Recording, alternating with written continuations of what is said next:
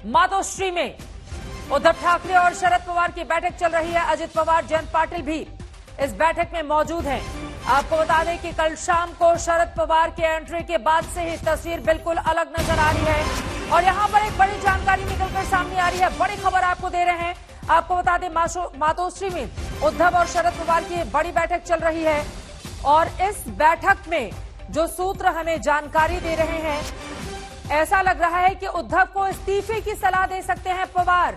सूत्र ये बड़ी खबर दे रहे हैं उद्धव ठाकरे को क्या इस्तीफे की सलाह दी जा सकती है शरद पवार की ओर से। साहिल जोशी हमारे संवाददाता जुड़ चुके हैं ज्यादा जानकारी के साथ।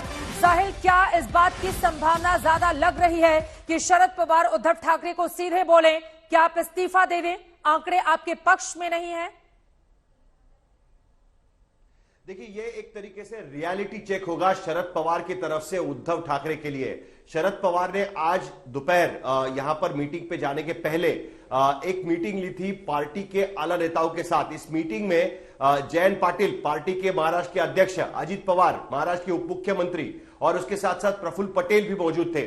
इस मीटिंग में शरद पवार और उनकी जो बातचीत हुई है उसमें यह बात निकलकर सामने आ रही है कि आखिरकार ऐसा क्या है कि ये विधायक यहां से उठकर गुवाहाटी जा रहे हैं। अब तक शिवसेना यह कह रही थी कि जो गुवाहाटी में बैठे हुए विधायक हैं उसमें से 18 विधायक आज भी शिवसेना के संपर्क में हैं। लेकिन जिस तरीके से जो विधायक यहां पर शिवसेना के साथ मौजूद थे, जो मातोश्री पर मीटिंग के लिए गए थे, जो वर्षा पर मीटिंग के लिए गए थे, जो उद्धव ठाकरे से मिलकर यहां पर होटल में रुके हुए थे और उसके बाद अपने अपने घर गए, क्या ऐसा कारण है कि एक के बाद एक विधायक यहां होते हुए भी अपनी मर्जी से सूरत से गुवाहाटी चार्टर्ड फ्लाइट लेकर जा रहे हैं? इसका क्या कारण निकल के आ सकता है? बिल्कुल, कहीं ना कहीं एक रियलिटी चेक वो उद्धव ठाकरे को देने की कोशिश करेंगे कि आपके पास नंबर्स नहीं है, कितने आदमी थे, आपके पास वो आदमी नहीं है।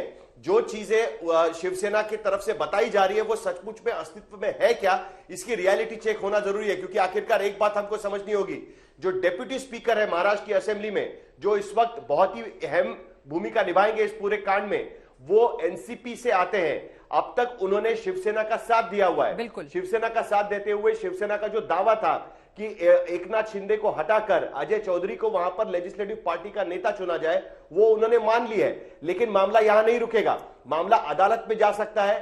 शिंदे की मांग है कि ओरिजिनल शिवसेना लेजिस्लेटिव पार्टी के नेता अब भी वही है, क्योंकि उनके पास नंबर है, वो अपना अलग गुट नहीं बनाना चाहते, वो शिवसेना पूरी तरीके से चाहते हैं। ऐसे में अब आगे की भूमिका क्या रहनी चाहिए? ये लड़ाई खत्म होने का नाम नहीं ले रही। आपके पास नंबर्स नहीं है, अगर नंबर नहीं है तो ये लड़ाई आप लड़ सकते हैं क्या? इसका रियलिटी चेक होगा। मैं ये नहीं कह सकता कि वो सीधे तौर पर उनको कहेंगे कि आप इस्तीफा दे दीजिए, बिल्कुल, लेकिन कम से कम एक जो स्थिति इस वक्त बनी हुई है, जो नंबर्स की स्थिति इस वक्त बनी हुई है, उसको लेकर जाहिर तौर पर एनसीपी के बड़े नेता, क्योंकि एनसीपी नंबर 2 की पार्टी है महाराष्ट्र विकास आघाड़ी में, एनसीपी के बड़े नेता उद्धव ठाकरे से रूबरू बात करेंगे। क्योंकि अब तक जो उद्धव ठाकरे उन्हें बयां कर रहे थे, संजय राउत उन्हें बयां कर रहे थे, उसके आधार पर एनसीपी के नेता अपनी बात रख रहे थे।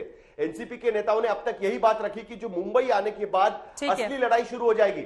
लेकिन उससे पहले ही अगर यहीं के विधायक वहां जा रहे हैं तो क्या यह लड़ाई करना मुमकिन है क्या? इस तरीके की बातें भी इस मीटिंग में होने वाली है। तो यह रियलिटी चेक कहां तक जाएगा? क्या इसका अंतिम चरण यह होगा कि उद्धव ठाकरे खुद ही बिना ट्रस्ट वोट को क्या सामना करें, विधानसभा में जाने के पहले ही अपना इस्तीफा पेश करेंगे? ये सारी बातें ये बहुत बड़ी खबर इस वक्त साहिल आप पहुंचा रहे हैं हमारे दर्शकों तक।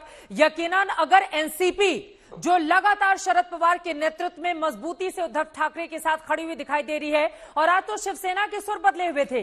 सुबह सुबह जब सामने आते हैं संजय राउत, वो कहते हैं भीष्म पितामह है शरद पवार और हमें पूरा पता है कि हम एकजुट हैं, बहुमत साबित कर देंगे। लेकिन शाम होते होते अगर परिस्थितियां इस तरह की बदल जाती हैं कि एनसीपी ये सलाह दे सकते हैं उद्धव ठाकरे को कि आप बहुमत के आंकड़े को स्वीकारें, आपके साथ बहुमत नहीं है, शिंदे के साथ बहुमत मौजूद है, तो फिर इस्तीफा देने की नौबत आ सकती है। इस तरह की परिस्थितियां आज पूरे दिन अगर हम देखिए 12 घंटे में हालात कैसे बदल गए कि अब एनसीपी की ओर से ही इस तरह की सलाह उद्धव ठाकरे को दी जाने लगी है। साहिल, देखिए, ऐसा है कि 12 घंटे में हालात नहीं बदले हैं। पिछले 2 दिनों से सारे राजनीतिक पार्टी के नेता स्थिति पर नजर बनाए रखे हैं। जब पहले दिन यह मामला हुआ तब एकनाथ शिंदे के साथ में 30 से ज्यादा विधायक नहीं थे, 25 या 26 तक विधायक थे, तब तक स्थिति काफी काबू में थी। उसके बाद जो निर्दलीय विधायक शिवसेना को सपोर्ट कर रहे थे वो एक एक करके वहां जाना शुरू हो गया।